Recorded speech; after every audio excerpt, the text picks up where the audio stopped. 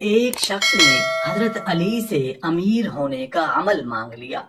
آپ نے کہا اللہ کی قسم، اگر کوئی غریب یہ دو الفاظ پڑھ لے تو اس کی غریبی امیری میں بدل جائے گی۔ اگر کوئی تنگ دست پڑھ لے تو خوشحال ہو جائے، کوئی بیمار پڑھ لے تو صحت یاب ہو جائے۔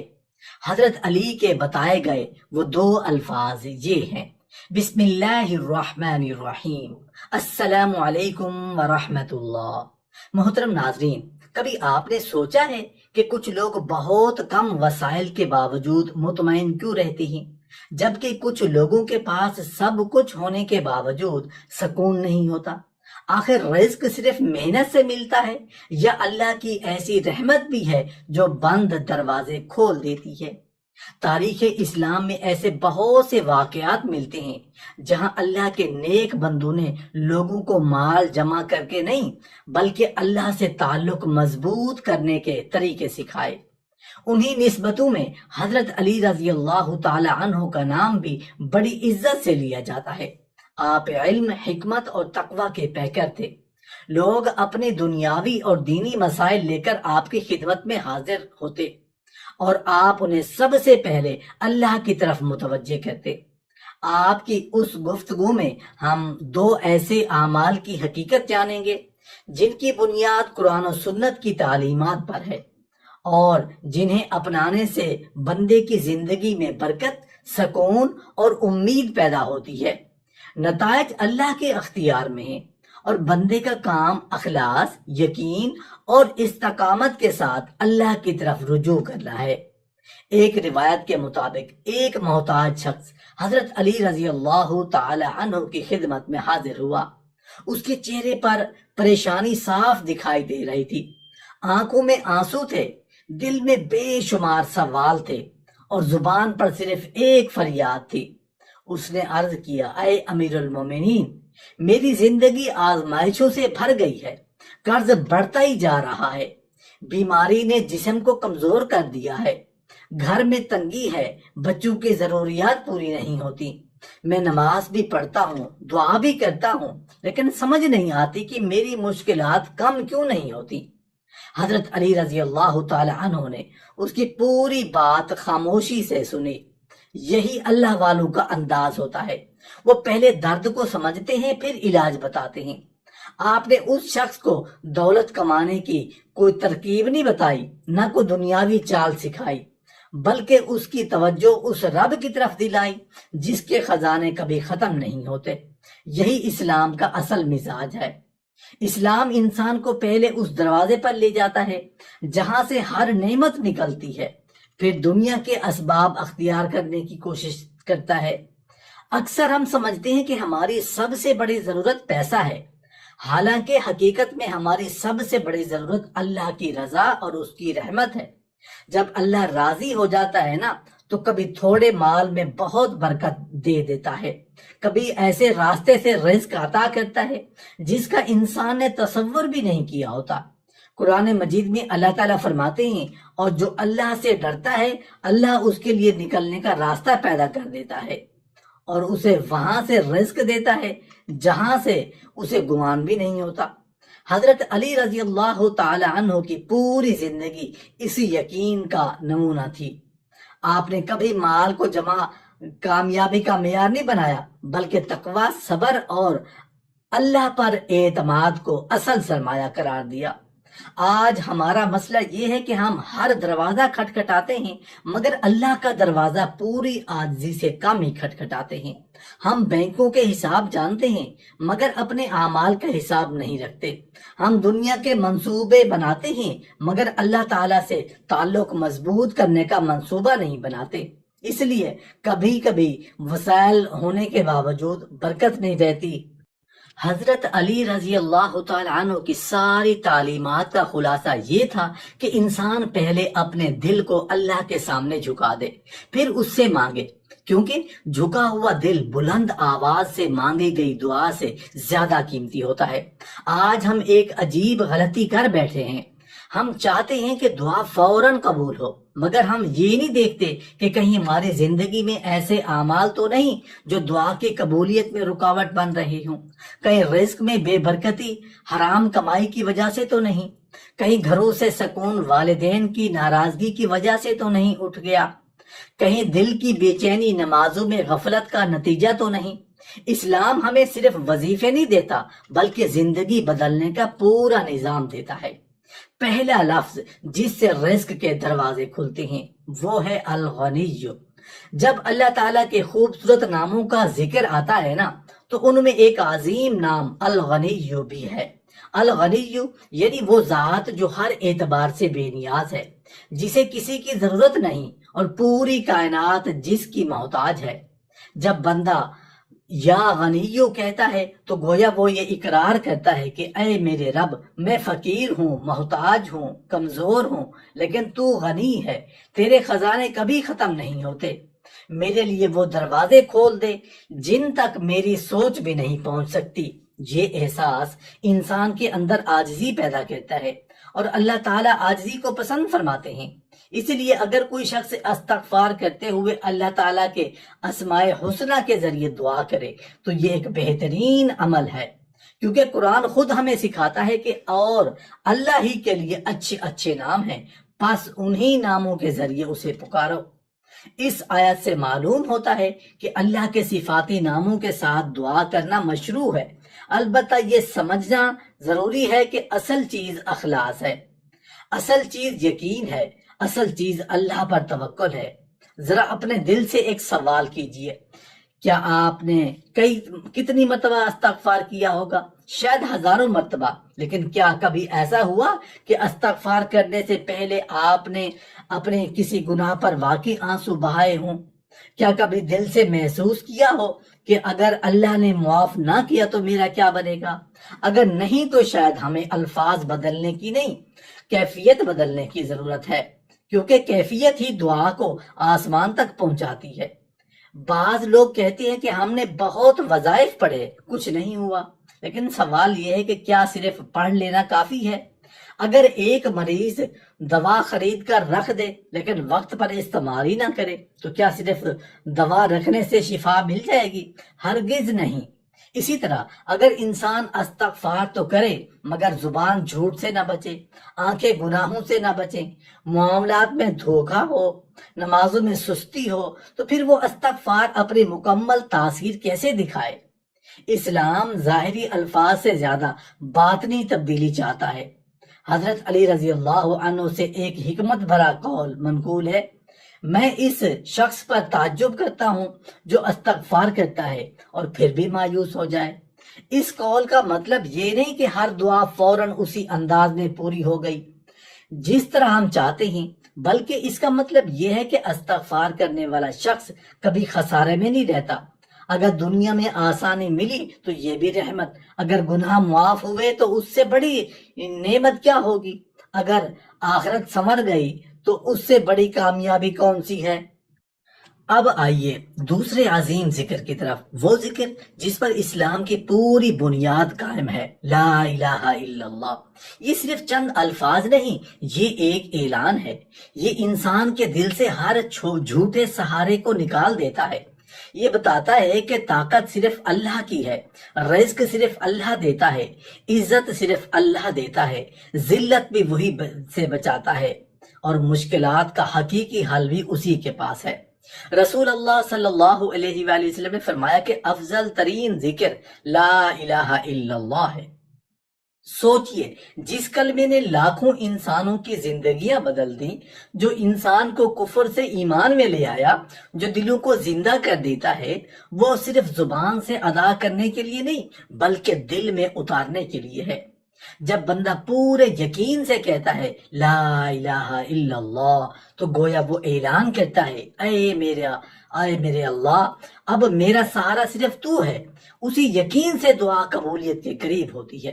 لیکن یہاں ایک بات ہمیشہ یاد رکھیے گا، اسلام نے کبھی یہ تعلیم نہیں دی کہ صرف ذکر پڑھ کر محنت چھوڑ دی جائے۔ اگر کوئی شخص رزق چاہتا ہے تو وہ دعا بھی کرے، استغفار بھی کرے اور حلال محنت بھی کرے۔ اگر کوئی قرض میں ہے تو اللہ سے مدد بھی مانگے اور قرض ادا کرنے کی منصوبہ بندی بھی کرے۔ اگر کوئی بیمار ہے تو دعا بھی کرے اور علاج بھی دوا کروائے۔ یہی نبی کریم صلی اللہ علیہ وآلہ وسلم کی سنت ہے۔ توکل کا مطلب ہاتھ پر ہاتھ رکھ کر بیٹھ جانا نہیں، بلکہ اسباب اختیار کرنا اور نتیجہ اللہ پر چھوڑ دینا ہے۔ اب ذرا تصور کیجئے، ایک بندہ ہر روز چند لمحے نکالتا ہے، وضو کرتا ہے، خاموشی سے بیٹھتا ہے، اپنے دل کو دنیا کی بھاگ دوڑ سے الگ کرتا ہے، پھر درود شریف پڑھتا ہے، استغفار کرتا ہے، اللہ کے خوبصورت ناموں کے ذریعے دعا کرتا ہے، کلمہ طیبہ پڑھ کر اپنے ایمان کو تازہ کرتا ہے، اور آخر میں ہاتھ اٹھا کر اپنے رب سے عرض کرتا ہے، اے اللہ میں کمزور ہوں، تو طاقت والا ہے، میں محتاج ہوں، تو غنی ہے، میری مشکلات میرے لیے بڑی ہیں لیکن تیرے لیے نہیں۔ سوچئے، ایسی دعا کرنے والا شخص اگر اللہ کے قریب نہ ہوگا تو کون ہوگا؟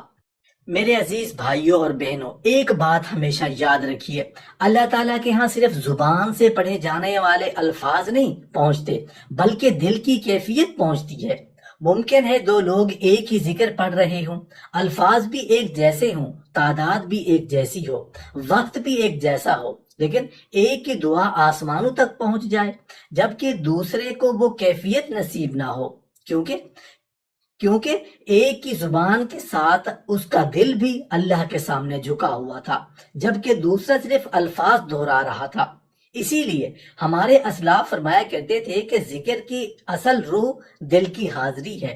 اگر دل حاضر ہو جائے تو چند لمحوں کی دعا بھی انسان کی تقدیر بدلنے کا ذریعہ بن سکتی ہے، اور اگر دل غافل رہے تو ہزاروں الفاظ بھی صرف آواز بن کر رہ جاتے ہیں۔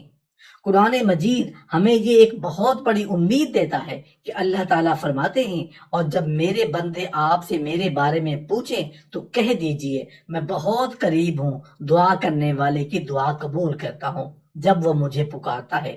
غور کیجئے، اللہ نے یہ نہیں فرمایا کہ میں صرف امیروں کے قریب ہوں، یہ نہیں فرمایا کہ میں صرف عبادت گزاروں کی سنتا ہوں، یہ نہیں فرمایا کہ صرف بے گناہوں کی دعا قبول کرتا ہوں، بلکہ فرمایا میں قریب ہوں۔ یہ قرب ہر اس بندے کے لیے ہے جو سچے دل سے اپنے رب کو پکارتا ہے۔ اگر آج آپ قرض میں ہیں، مایوس نہ ہوں۔ اگر آپ بیماری نے زندگی مشکل بنا دی ہے، امید مت چھوڑیں۔ اگر کاروبار بند پڑا ہے تو اللہ پر اعتماد قائم رکھیں، اور اگر گھر میں بے برکتی ہے اپنے اعمال کا جائزہ لیجئے۔ اگر رشتوں میں تلخی ہے تو معاف کرنا سیکھ لیجئے۔ اگر دل بے سکون ہے تو قرآن سے تعلق مضبوط کیجئے، کیونکہ بہت مرتبہ مسئلہ رزق کی کمی نہیں ہوتا بلکہ برکت کی کمی ہوتی ہے، اور برکت وہاں آتی ہے جہاں اللہ راضی ہوتا ہے۔ حضرت علی رضی اللہ تعالیٰ عنہ کی زندگی ہمیں یہی سبق دیتی ہے کہ حقیقی دولت صرف مال کا نام نہیں، اصل دولت وہ دل ہے جو اللہ پر راضی ہو، اصل دولت وہ زبان ہے جو ذکر سے تر رہے، اصل دولت وہ ہاتھ ہے جو حلال کمائی کریں، اصل دولت وہ گھر ہے جس میں قرآن کی تلاوت ہوتی ہے، اصل دولت وہ انسان ہے جو دوسروں کا حق نہ کھائے، کیونکہ جس دولت کے ساتھ سکون نہ ہو وہ دولت بھی ایک آزمائش بن جاتی ہے۔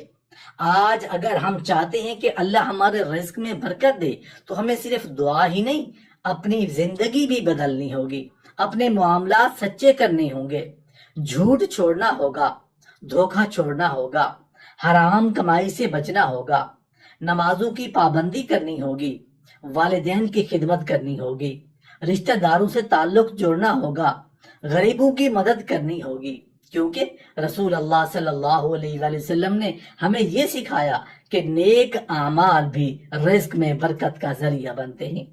اگر آپ استغفار کریں تو صرف زبان سے نہیں، دل سے کریں۔ اگر لا الہ الا اللہ پڑھیں تو صرف پڑھیں نہیں، اس پر یقین بھی رکھیں۔ اگر اللہ سے مانگے تو ایسے مانگے جیسے ایک بچہ اپنے باپ سے مانگتا ہے، اسے یقین ہوتا ہے کہ میرا باپ میری بات ضرور سنے گا۔ پھر ہم اپنے رب سے مایوس کیوں ہو جائیں؟ لیکن ایک اور حقیقت بھی سمجھ لیجئے، بعض اوقات اللہ ہماری دعا فوراً قبول نہیں کرتا، اس کا مطلب ہرگز یہ نہیں کہ دعا رد ہو گئی۔ ممکن ہے اللہ اس کے بدلے کوئی بڑی مصیبت ٹال رہا ہو، ممکن ہے آخرت کے لیے بہتر اجر محفوظ کر رہا ہو، ممکن ہے ابھی وقت مناسب نہ ہو، اور ممکن ہے اللہ ہمیں صبر کے ذریعے اپنے اور قریب کرنا چاہتا ہو۔ اس لیے مومن کبھی دعا چھوڑتا نہیں، وہ مانگتا ہی رہتا ہے، کیونکہ اسے اپنے رب کی حکمت پر یقین ہوتا ہے۔ آج سے ایک عادت بنا لیجئے، روزانہ چند منٹ صرف اپنے رب کے لیے نکالیے۔ وضو کیجئے، تنہائی میں بیٹھ جائیے، درود شریف پڑھیے، دل سے استغفار کیجئے، کلمہ طیبہ پڑھ کر اپنے ایمان کی تجدید کیجئے، پھر دونوں ہاتھ اٹھا کر عاجزی سے عرض کیجئے، یا اللہ اگر میرے گناہ میرے رزق کی راہ میں رکاوٹ ہیں تو مجھے معاف فرما، اگر میری کوتاہیاں میری پریشانیوں کا سبب ہیں تو مجھے توبہ کی توفیق عطا فرما، میرے رزق میں برکت دے، میرے دل کو سکون دے، میرے گھر میں محبت دے، میری اولاد کو نیک بنا، میرے قرض آسان فرما، میری بیماریوں کو شفا دے، مجھے ہمیشہ حلال پاکیزہ اور باعزت رزق عطا فرما۔ ایسی دعا کبھی ضائع نہیں جاتی، کیونکہ وہ رب جس کے دروازے پر آپ کھڑے ہیں وہ الغنی بھی ہے، الرحمن بھی ہے، الرحیم بھی ہے اور الکریم بھی۔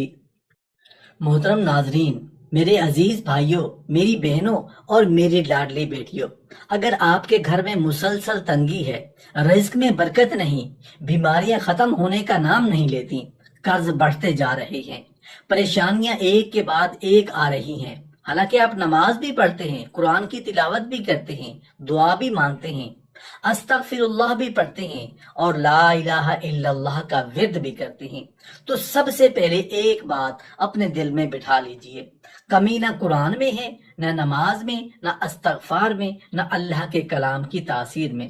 کمی اگر کہیں آتی ہے تو وہ اکثر ہماری سوچ، ہماری کیفیت اور ہمارے تعلق میں آتی ہے۔ قرآن آج بھی وہی ہے جو 1400 سال پہلے نازل ہوا تھا، اس کا ایک ایک حرف تبدیل نہیں ہوا۔ جس قرآن نے صحابہ کرام رضی اللہ عنہم کے دل بدل دیے، انہیں خوف سے امن، غربت سے عزت، پریشانی سے اطمینان اور گمراہی سے ہدایت عطا کی، اسی قرآن کی طاقت آج بھی باقی ہے۔ اگر اس وقت قرآن دلوں میں انقلاب لا سکتا تھا تو آج بھی لا سکتا ہے، کیونکہ اللہ کا کلام کبھی کمزور نہیں ہوتا، کمزور ہمارا یقین ہو جاتا ہے۔ اسی طرح استغفار کو ہی دیکھ لیجئے، بہت سے لوگ کہتے ہیں ہم تو روز استغفر اللہ پڑھتے ہیں، لیکن حالات نہیں بدلتے۔ سوال یہ نہیں کہ آپ کتنی بار استغفر اللہ پڑھتے ہیں، سوال یہ ہے کہ جب آپ استغفر اللہ کہتے ہیں تو کیا آپ کا دل بھی اللہ کے سامنے جھک جاتا ہے؟ کیا آپ کو اپنے گناہوں پر واقعی شرمندگی محسوس ہوتی ہے؟ کیا آپ واقعی اپنی زندگی بدلنے کا ارادہ رکھتے ہیں؟ کیونکہ استغفار صرف زبان سے ادا ہونے والا لفظ نہیں، بلکہ اللہ کی طرف سے واپسی کا اعلان ہے۔ جب بندہ کہتا ہے استغفر اللہ تو گویا وہ عرض کرتا ہے، اے میرے رب، میں اپنی غلطیوں کو تسلیم کرتا ہوں، میں نے کوتاہیاں کی، میں نے گناہ کیے، لیکن اب میں تیرے دروازے پر واپس آ گیا ہوں، مجھے معاف فرما، مجھے اپنی رحمت میں جگہ دے اور میری زندگی کو اپنی رضا کے مطابق بنا دے۔ یہی وہ کیفیت ہے جو اللہ تعالیٰ کو پسند ہے۔ اگر آج کی گفتگو سے آپ نے صرف ایک بات بھی اپنے دل میں بٹھا لی تو وہ یہ ہو، رزق صرف کمائی سے نہیں، اللہ کی رضا سے بڑھتا ہے، اور اللہ کی رضا حاصل کرنے کے سب سے خوبصورت راستوں میں توبہ، استغفار، ذکر، دعا، حلال محنت اور بہترین اخلاق شامل ہیں۔ اللہ تعالیٰ ہمیں سچی توبہ کرنے والا، استغفار کو اپنے زندگی کا حصہ بنانے والا، حلال رزق کمانے والا اور ہر حال میں اپنے رب پر بھروسہ رکھنے والا بندہ بنا دے۔ آمین یا رب العالمین۔